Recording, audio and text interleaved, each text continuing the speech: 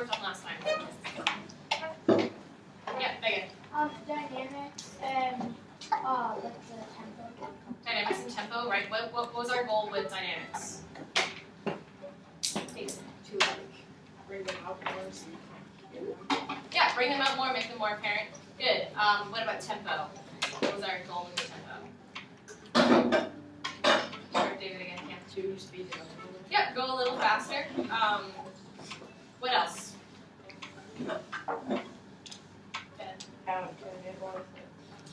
Yep. Can you be a little more specific about maybe a measure or something in your part or the ensemble? Zoe? Accidentals, yep. Good. Other things? Yeah. The solo.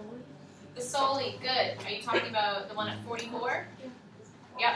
And we're gonna go over that a little more today. Did I see a hand up here? Anything else? Okay, yeah, nice job remembering. So I actually think I want to start right at 44 with that soli. So what do you have above your notes there? Seconds and violas. Accents, right?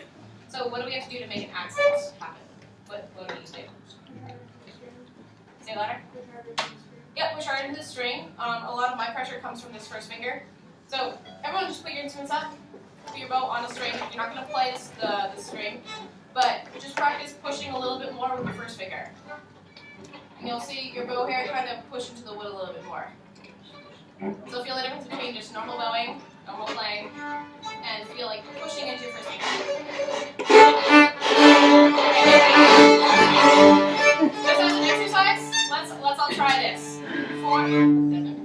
Four bows without accents, like this. And then four bows, I'm on D, by the way, D string. Four bows with a little more pressure with our first finger, like this. Let's try that. Try the first play, no accents, no extra pressure. Ready, play. That sounds nice. Now add a little more pressure with this first finger. Ready, go. That's awesome. Let's do that again. Ready, go. Nice. Okay. Seconds and violas. Pick up to 44. Sounds like this. And let's do this a little slower, just to focus on the accent. I'll play first. 1, 2, 3. 2,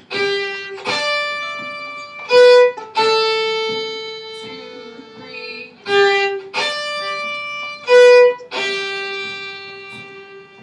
Try that. Anybody who has that? Seconds and violas, slowly. You come in on the fourth beat. 1, 2, 3. Stop.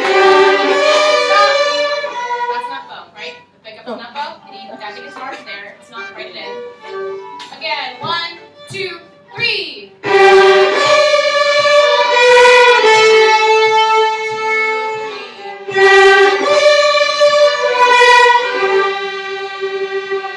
Okay. How do they sound? Anybody who didn't play? How are the accents? Good? Yeah, not bad at all. Better than they usually are, definitely. 3 beats, coming on the fourth. 1, 2, 3.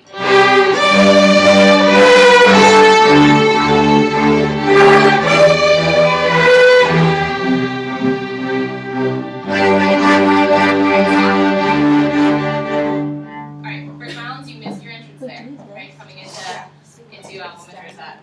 48, right? So you need to be counting your 8 notes. Oh, okay. Let's try that again. If you count those correctly, you'll come in on time. Keep your feet flat. Seconds and viola, really nice there. That was really good. Again, 1, 2, 3.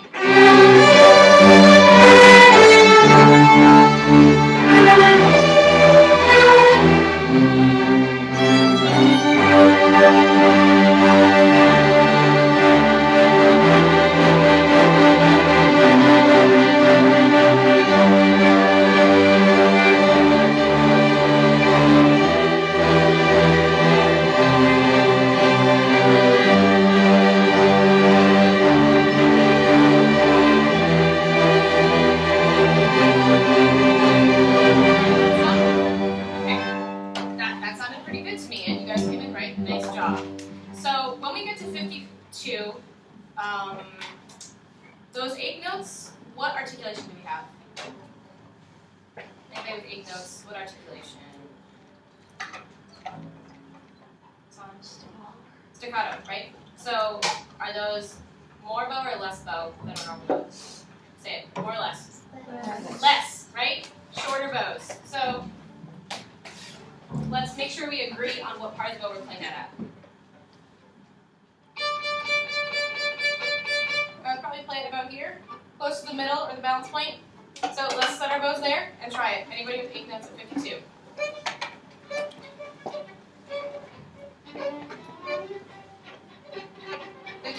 One, two, three, play.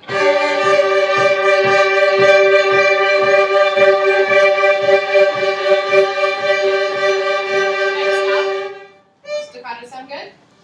You happy with it? Be honest with them. Was it good enough? What can they change, Akil? Or a bit shorter, right? Zoe, what were you going to say? Sorry, I cut it. Same thing. Okay, a bit shorter. Let's try stopping our bow every time we play an outro. That's when it's like slow down. Try that. Let's go a little slower. 1 and 2 and 3 and play. Good,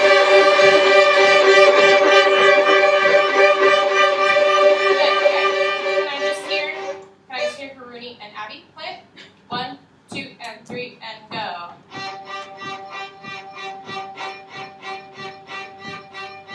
How was that? That was really good, right? Yep, I definitely heard stops. That was nice. Let's all try and play like your section leaders. Actually, let's hear the all 4 of you in front row with Colin and Megan. Just you 4. 1. Yep. 52. 1, 2, 3. Play.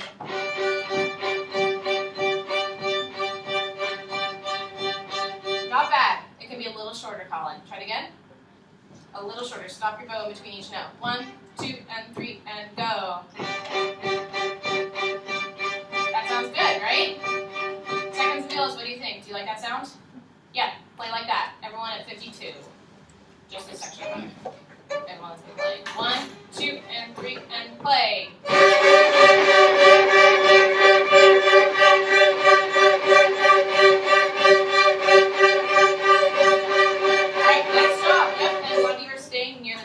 That sounds really nice. Everyone at 52?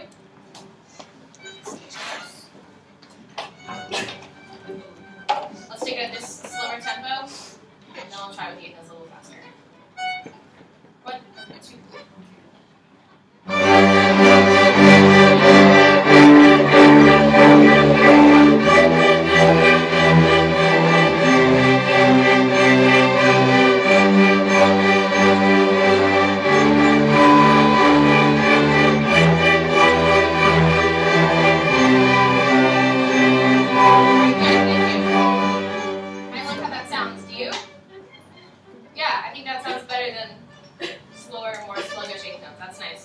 Just first at 52? Just first. And 1, 2, 3, 4, rest.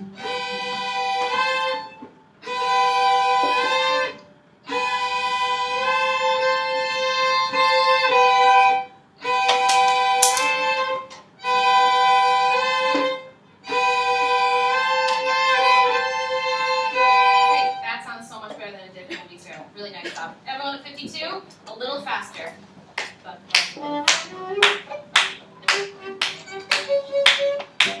Tempo.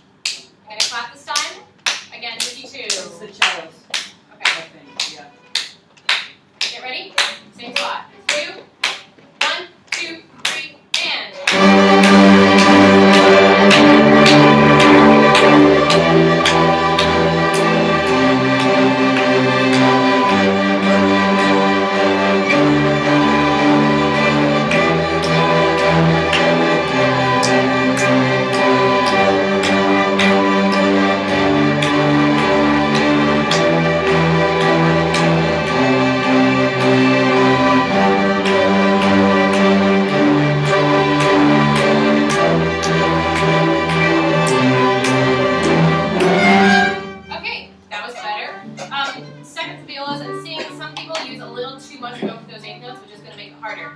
If we're playing like da da da da, if we use this much bow, which isn't even all the bow or half of it, right? Just the middle of it like this, that's gonna take a little too long, and we're gonna get behind.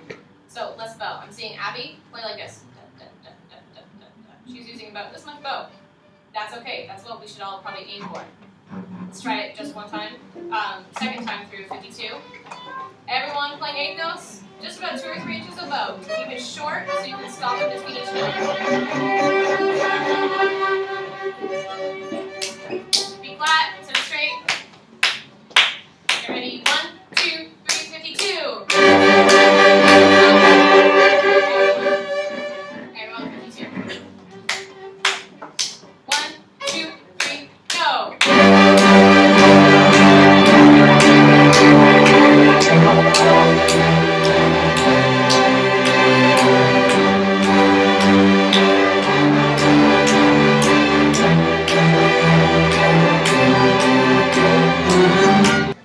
Okay, we're gonna run this and then talk about the blue words on the board. Dynamics, rhythm, intonation, bowing, and tempo. Bowing's new, we didn't talk about that last time. Think about those 5 things as you play it. So, before we play, talk to me about the style of this piece to get your head in a different mindset. What are we gonna play like? Kaylee? Yep, which is called staccato. Nice job. So don't forget staccato, right? We're not doing this short staccato thing anymore. We're bouncing. Where do we bounce our bow? Ben. Bounce like nice job. So we're kind of in the same spot, right? But we're gonna let ourselves play a little looser. That's what allows us to bounce. Okay. Give me some words to describe this piece. Ready? Sure. Floaty. Something else? Matt, give me a word. Give me a word that describes the piece. Bunnies. Do that again. Oh, dear. Although they do bounce and they hop around, so I guess Yeah. staccato. Yes. Bunnies Yes, dancing yeah. around a field. Okay, enough about the bunnies. Yes. It's kind of like a dancing tune. Yep, it is a dancing tune, right? Think about how ballerinas dance, right? They just kind of hop around on stage. It should feel light, right? Any other words? Okay, let's take it from the top. Don't forget to think about those 5 things. Dynamics. Does it? Yeah, because I need more help. Because when we get to the crescendo of measure grade, we're using full pieces now instead of mezzo forte. Yeah, go back to the Literally, it's like. Okay, thank you. Dynamics, tempo, intonation, bowing, and rhythm. Those are the 5 things you're thinking about. We're going to talk about all those after. So get some ideas in your head. And what's your first dynamic marking, everyone? Piano. So we're down here, right? Not here, not here, down here.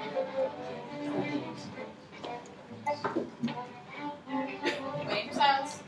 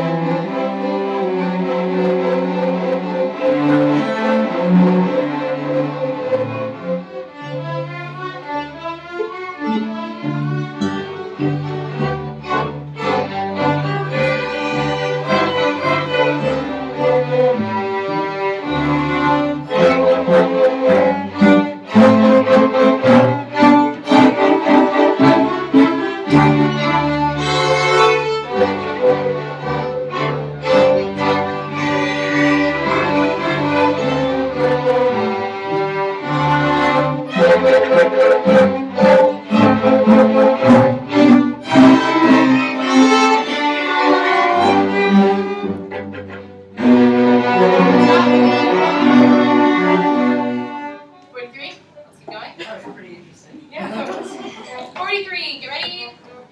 Upper half of the bow here. 1, 2.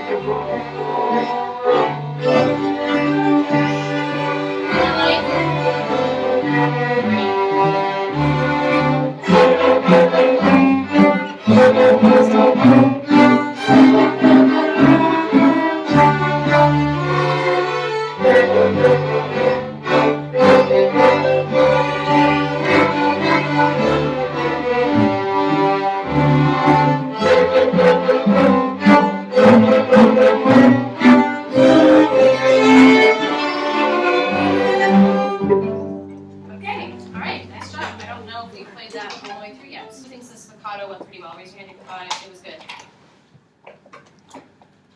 Okay, so a good amount of us. Not so good? Colin, tell me why not so good.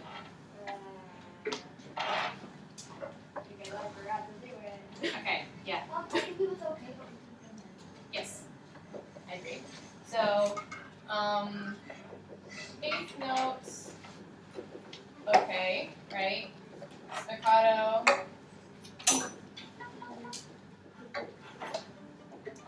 Spiccato needs work, or rather, if everyone's playing spiccato except for maybe 3 or 4 people, you can really tell, right? If some people have long bows, even if it's just a couple in the ensemble, it's noticeable because spiccato is so short and bouncy, you can tell.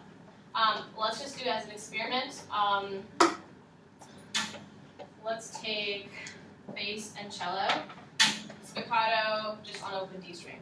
Like that tempo, and then I want the 3 violas to just play louder than them. Spiccato is louder than regular. Let's just try that. 1 and 2 and 3 and go. Good, stop. So they had a pretty awesome spiccato, right? And they projected well, but you could still tell, even if it was just 3 people, you could still tell that there was something muddling it. Does that make sense? So if it's just a couple of us, it still makes a difference. Yeah, all right. So that was a really good rehearsal. Yeah, I thought so too. Yeah, what'd you like about it? Well, one thing I liked when we were doing, there was a part where I kind of went away from my lesson plan. Just want to see what it was. Oh yeah, we were talking about spiccato, and I had like part of the group do spiccato and part of them not, to kind of show them like the difference and how just a couple people that aren't doing the right articulation can change like the whole dynamic of the like how it all sounds. Yeah, and I think you used the word muddle. It just muddle, right. You can absolutely hear it. Yeah, and it just makes the texture sound,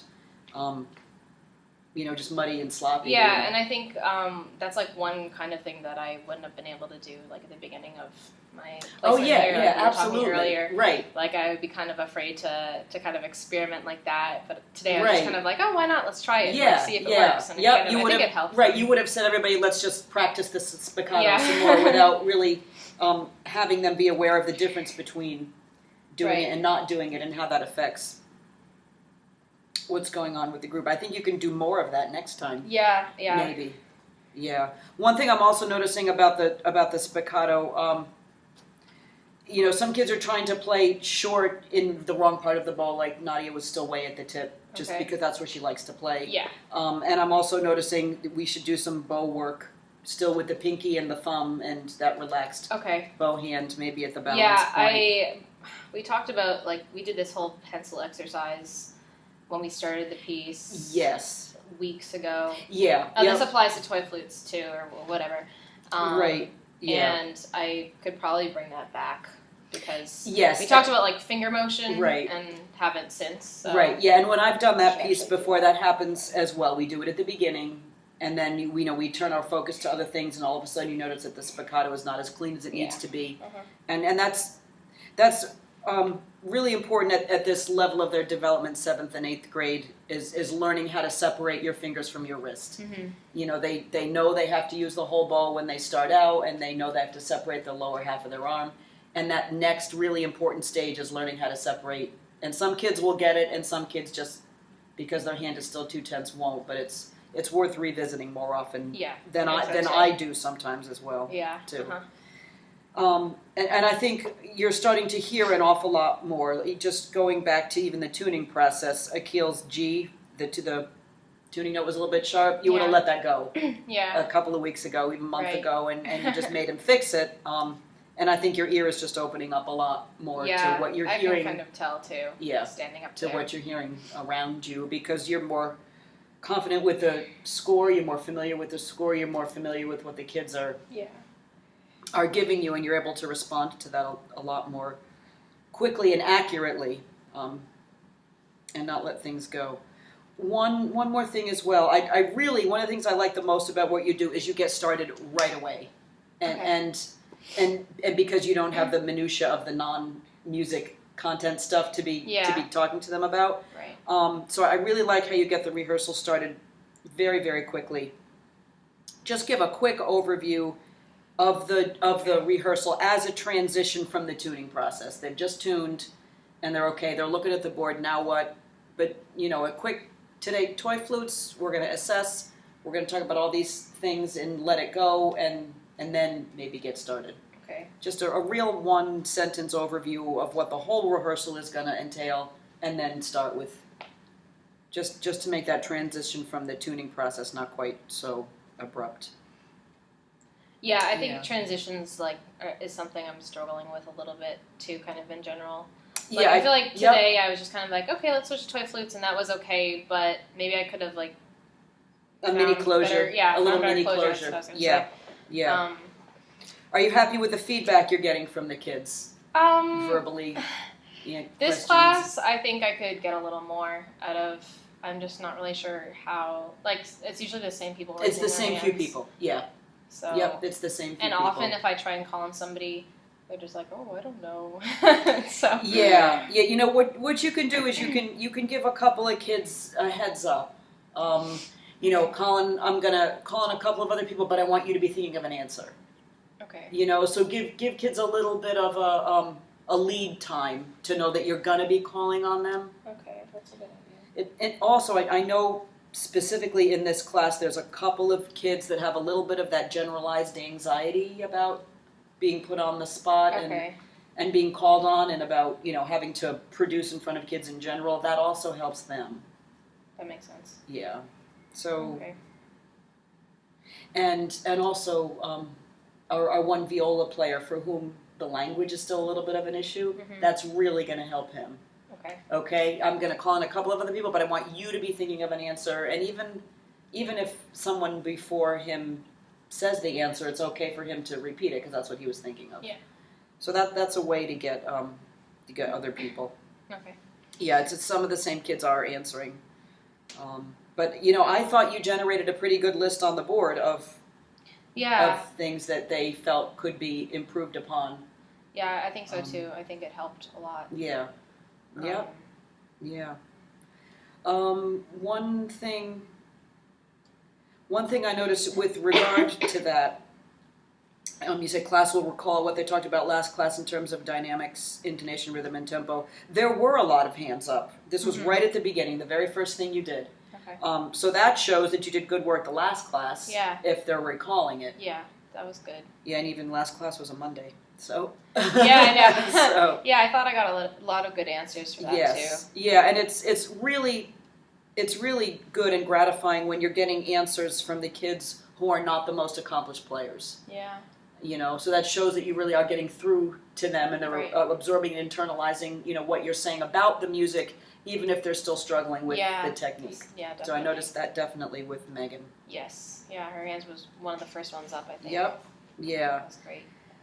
That section in in Let It Go, the second violin viola, the soli section, Yes. that got a lot better when you modeled about the accents Mm-hmm. and how to really mark each note. Getting them to get back to the frog and enough time to do the long note, you could have maybe said something about how you have to play that up bow. Okay, because and this is what I would have done too. The up bow kind of goes up in the air. Mm-hmm. It's on the string, but then you Yeah. travel in the air. Right. That will help them if they can see that and know to do that. Okay. But that, just by talking about the accents and really making them, into the string with the bow, pinch that first finger. And they all did it. The sound was unbelievable. Yeah, the I know. difference, It was and so I much think better. right. I think they heard that as well. Yeah, yep. Good. I also like how you really kept the rehearsal moving, even when you were working with one section and the other kids weren't necessarily playing. And I know that was a concern Yeah. about not spending too much time working on, Mm-hmm.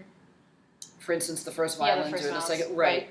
But you did that today. But the rehearsal still had a good pace to it. Okay. Yeah, I felt like I was moving things along at a good, at a good speed. Kids kind of didn't have a whole lot of time to get lazy or downtime or put their instruments down or Mhm. whatever. Yeah.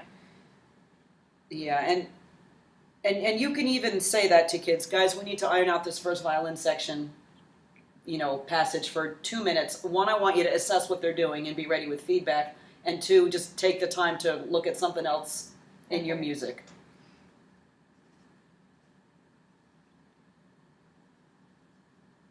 But I felt like you didn't really lose anybody today because you did keep it moving. Yeah. And I think that Yeah. Desmond and Matt had better behaviors than the last couple of classes. Yes. I don't know Yeah. if they're just getting more used to me. Yeah. Yep. Yeah. But Absolutely. usually, moments like that, they kind of start chatting. They and stuff, right, and it wasn't exactly. really like Yep, I it wasn't. No, and it was definitely not so bad today.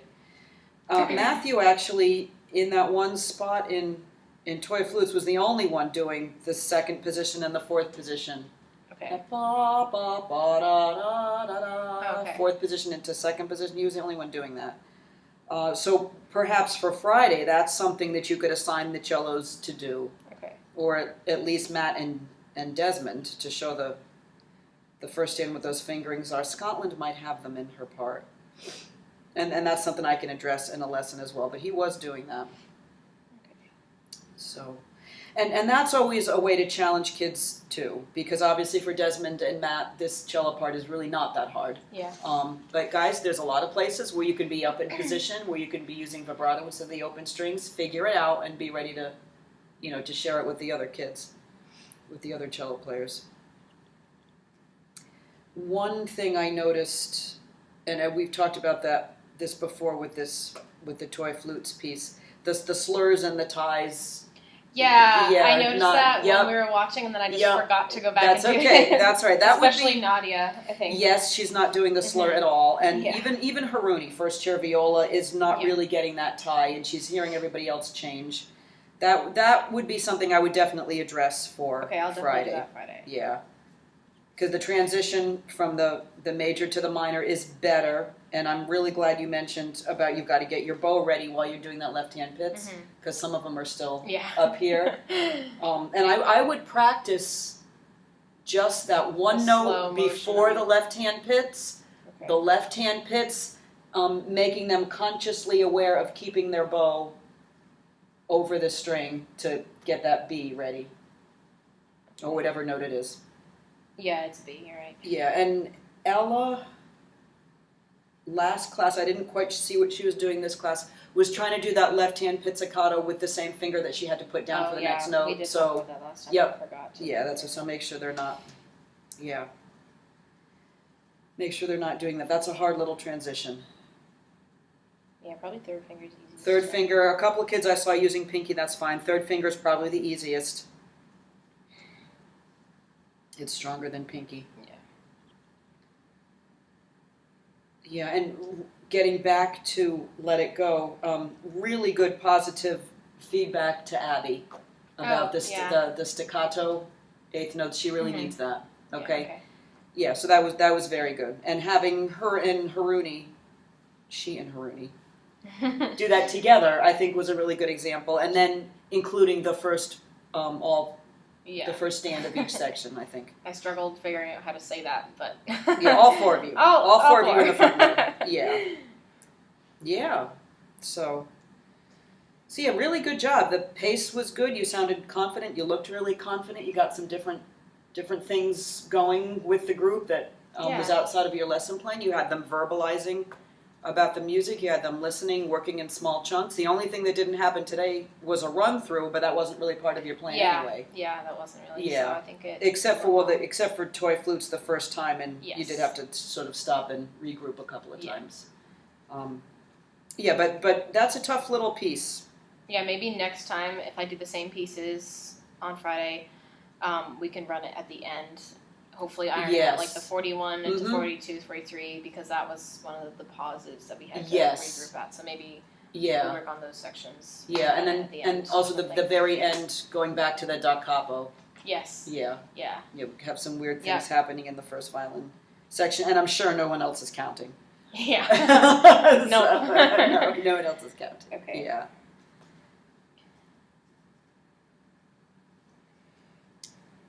Yeah. So if you were going to be here another 3 or 4 weeks, which would be nice.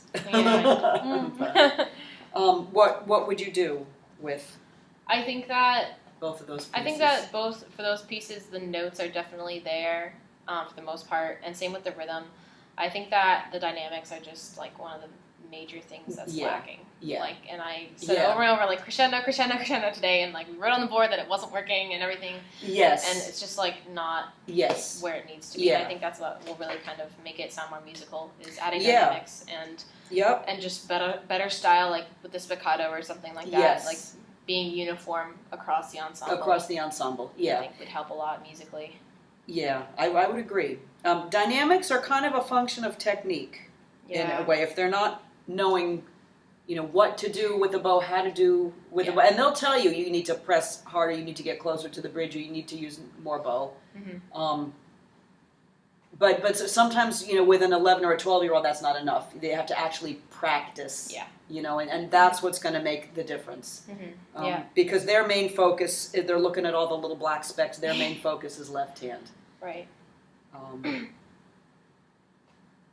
Yeah, so that's just a matter of practice and figuring out what technique they need to use Mhm. to make those dynamics happen and what actually they need to do, with the bow And to maybe make that happen. we talked about sectionals for the first violins, at least for rhythm. Yes, yep, But I think sectionals- it's a good idea. Sectionals Yeah. could also help with dynamics because like they're not the same in every part. So they Yeah. can just go through just for dynamics and Yes. practice like the whole thing. Yeah, Doing that correctly, like as a section, right, and then find right. out like who's at the same dynamic level at what spot, so that like they know who to connect with. right, Like what Yeah. section to play Yeah. with. yeah, So across the maybe- ensemble. Right. Yeah, definitely. All right, good. Yeah, I think that's good. Yeah. So yeah, again, really good rehearsal. Thank And I would, like you said on Friday with the same group, just end it with just a run through Yeah, I think so. of each piece, kind of try to synthesize it all, and then you can say, okay, guys, we're about 8 weeks out from the concert. The concert's December 9th. Yeah. We're already the end of October, maybe not even 8 weeks. And say, okay, where do we need to go from here Yeah. with this? Yeah.